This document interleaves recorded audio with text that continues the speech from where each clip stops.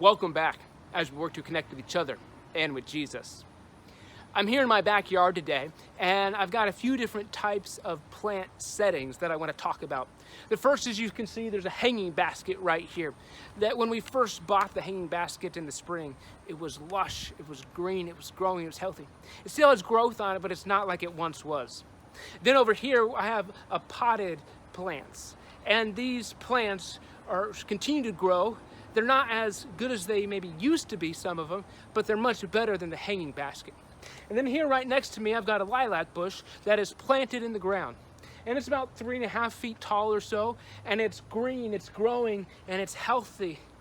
And each of these settings, the hanging basket, the pot, and the ground, require different attention, have different watering needs, different sun needs, different heat needs.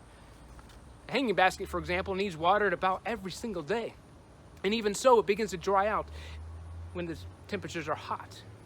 The potted plants can survive several days without water.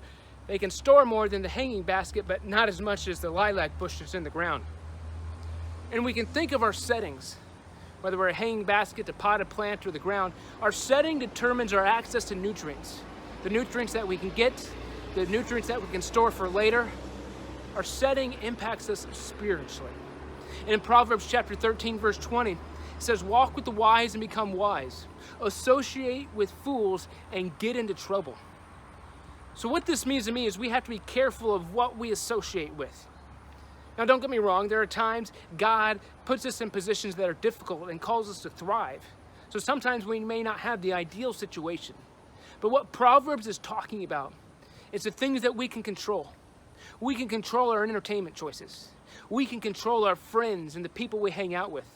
We can control those type of influences in our lives. And if we are unwise with those types of influences, we're going to be led away from Jesus.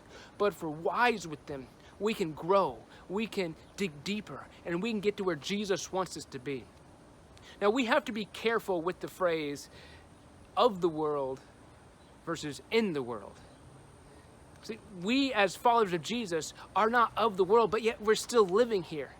And why I say we have to be careful is we must not allow that phrase to justify behavior that is contrary to Jesus.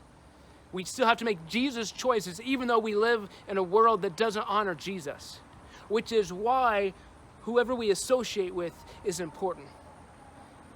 If we have access to good, rich nutrients, then during the dry times, we can continue to thrive. We have laid deep roots that allow us to get nutrients that other plants can't access. And that's what Jesus calls us to do, to pay attention to our setting so that we can grow for Him. Stay connected to each other and to Jesus.